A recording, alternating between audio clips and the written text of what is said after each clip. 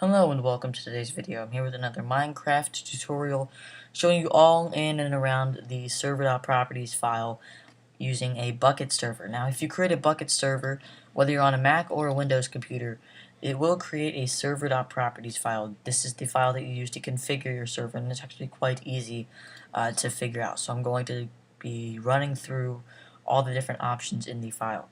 So the first thing we have when we're in the server.properties file, we have allow nether. For example, mine is set to false. That means the nether is off, it is disabled. In this, in the server.properties, the unit or key that it uses is true false for most of the items. That means true. It means true if it's on or enabled, false if it's off or disabled. So, for example, if I wanted this to be on, if I wanted the nether to be on, I would just type true. Next is level name. This is the name of your world. So for example, if you go into the server folder, the world down here, the actual world files are named world. You can just go back into the server.properties and type in whatever you want. So for example, let's say I wanted it to be this to be named survival. That was a fail. So let's say I wanted the world name to be survival. Next time I start up the server, the world files will be changed. Enable query. This is basically enables this thing called GameSpy 4.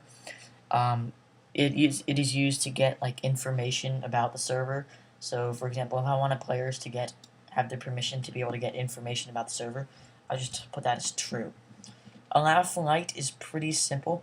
What it does is it allows you to fly. So for example, if you're falling too fast or you're going into the end or anything like that, it won't kick you for hacking. That's what that is.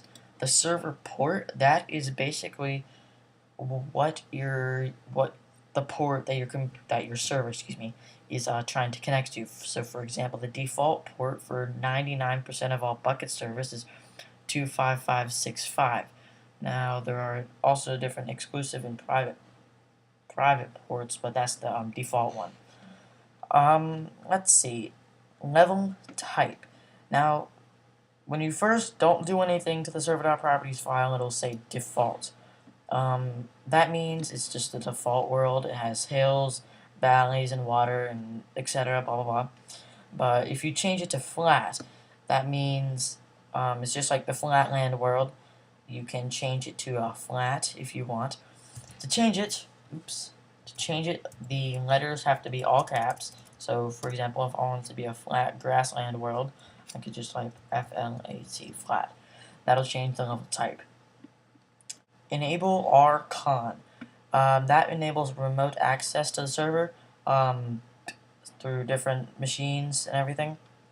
The level seed, that is where, for example, it just tells you how the world is going to be generated. If you can leave it blank for a random seed, you can put in a seed if you want. I'll do another video about different Minecraft seeds. The next is a server IP. That is the IP of the server that you're using to connect to. If this is a port forwarded server, then you're going to put in your IP. But if this is a Hamachi server, you're going to open up Hamachi, and you're going to type in your Hamachi address in the server IP to be able to connect or have other people connect to the server. Max building height, this is the number of blocks that you can build up to. For example, it is 256 blocks above sea level. Spawn NPCs, that means non-players controlled something. This is true. NPCs are like NPC villages and everything. So, for example, if I didn't want that, I would type in false. Whitelist. I'll do a video about whitelist. Whitelist is you can decide who gets to connect to your server. Spawn animals. You can either turn off, for example, pigs and everything. So, if I don't want pigs and cows and chickens, I can type in false. Next is online mode. This is a pretty big option. This, usually when you connect to a Minecraft server, it will look for your username it will look for authentication to the Minecraft server. So you have to be premium, but if you change the false, that means with people with the cracked version, Minecraft SP can play on your server. This is basically just like hosting a hacked server. It will not check and see if the server is premium, if the player is premium. PvP, player versus player, that means whether players can attack other players. Difficulty 1. 1 is creative mode. So, for example, no, sorry. Difficulty 1, that means, I was thinking of game modes, excuse me. The difficulty, that's where you can basically change your difficulty. So, for example, 0 equals peaceful. That means there are absolutely no animals or anything. 1 equals easy. That means you're on easy mode for the server by default, no matter what your game client says. 2 equals normal. That means you're going to have a different variety of mods. 3 equals hard. That means you're going to have lots of mods. Game modes. 0 is 1 for survival. You don't start off with anything. You cannot spawn blocks or anything like that. 1 is creative mode. Those are the two modes of gameplay that you can use right now. Max players, that is short for maximum players allowed on the server. You can change that number to whatever you like, but the amount of players cannot exceed this number on your server. Next is spawn monsters. You can use this to spawn like mobs, creepers, skeletons, spiders, endermen, whatever. Generate structure. This will generate random structures throughout your server. You can turn this on or off by using true or false. Now, view distance by default is set at 10. What that means is that you can basically set the amount of world data the server sends the client. For example, the far viewing distance is 9 chunks. The 10 is the default or recommended. If you have major lag, then it's recommended you reduce this number. MOTD, that stands for message of the day.